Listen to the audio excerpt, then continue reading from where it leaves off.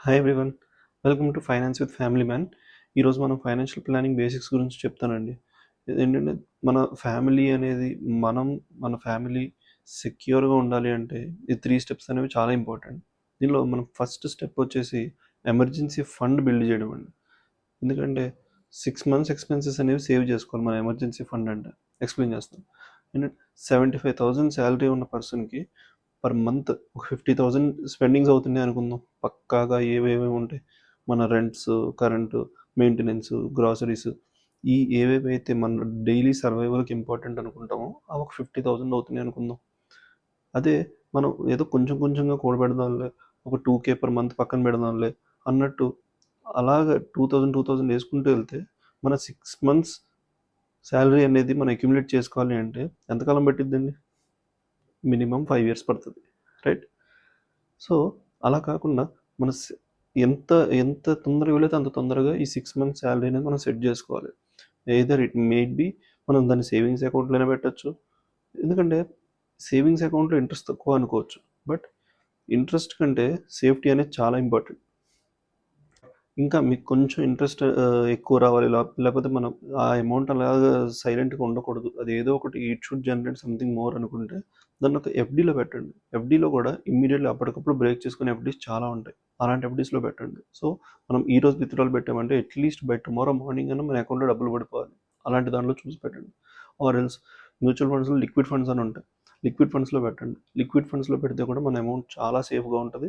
And ఇచ్చేది consistently మనకి ఇది సేవింగ్స్ అండ్ ఎఫ్‌డీస్ కంటే కొంచెం ఎక్కువే రేట్ ఆఫ్ ఇంట్రెస్ట్ ఇస్తది. But they are also very safe అండి. అలాంటి వాటిలోనే మనం ప్రిఫర్ చేయొచ్చు.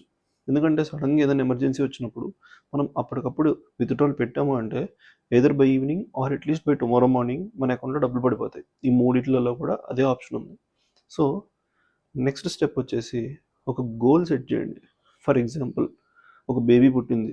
బేబీ ఎడ్యుకేషన్‌కి మనం 15 ఇయర్స్‌లో for example as of now education ప్యాటర్న్‌లో చూసుకుంటే ఈ 15 ఇయర్స్‌లో 50 లాక్స్ కావాలి. అదే ఫర్ ఎగ్జాంపుల్ మనం అదే ఒక టార్గెట్ పెట్టుకొని ఒక సిప్ పద్ధతిలో ప్రతి మంత్ 5,000 అనేది స్టార్ట్ చేసామనుకోండి ఇన్వెస్ట్ చేయడం. 12% రిటర్న్ అనేది మనం పెట్టుకున్నా కూడా 15 ఇయర్స్ అనేది మనకు చాలా పెద్ద పీరియడ్ ఆఫ్ టైం. దాంట్లో మన టార్గెట్ అనేది హిట్ అయిపోద్ది.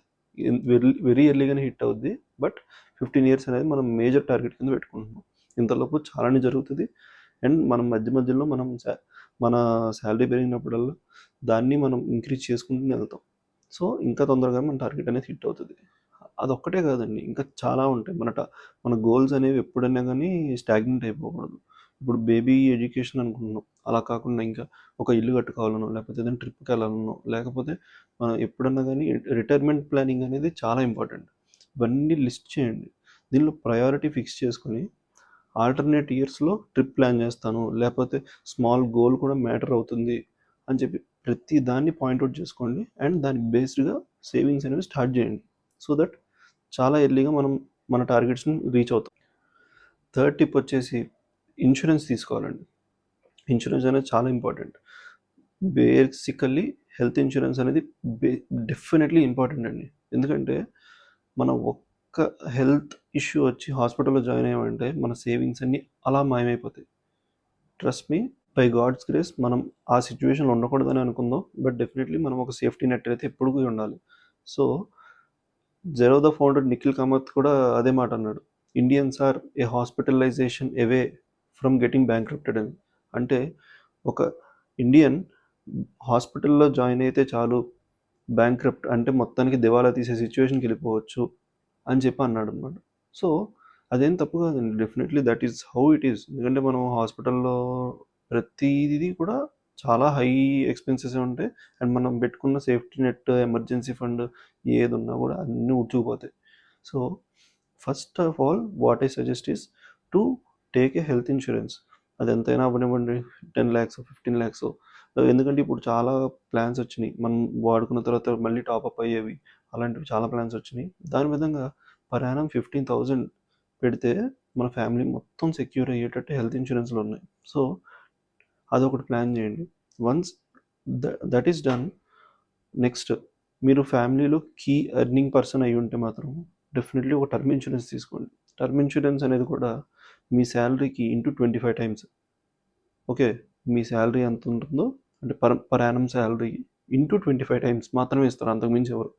సో అదొకటి ప్లాన్ చేయండి. సో అన్అవాయిడబుల్ సిచ్యువేషన్స్లో మనకి ఏదైనా అయినా కూడా మనల్ని నమ్ముకొని ఉన్న మన ఫ్యామిలీ ఎఫెక్ట్ అవ్వకుండా ఉంటుంది టర్మ్ ఇన్సూరెన్స్ వల్ల.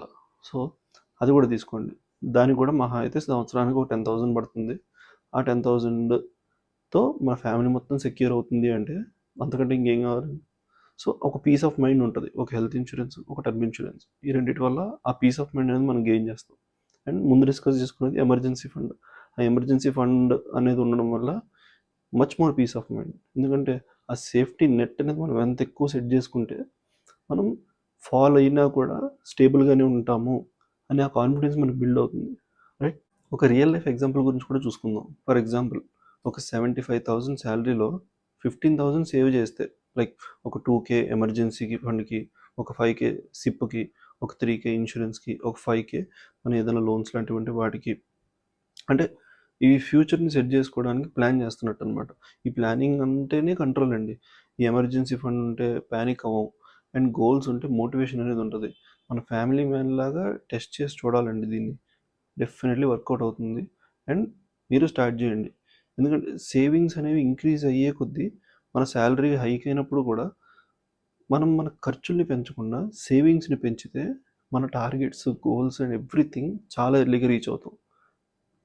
So that's all for today అండి. మీకు ఏదైనా కమెంట్స్ ఉంటే కింద చెప్పండి. I will definitely take it as a feedback.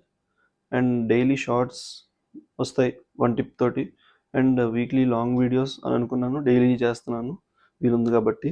వీలు లేనప్పుడు అవి కూడా ఆల్టర్నేట్ అవుతాయి. అండ్ సబ్స్క్రైబ్ చేయండి. రేపు పర్సనల్ ఫినాన్స్ టిప్స్ గురించి మాట్లాడుకుందాం అండి. బాయ్.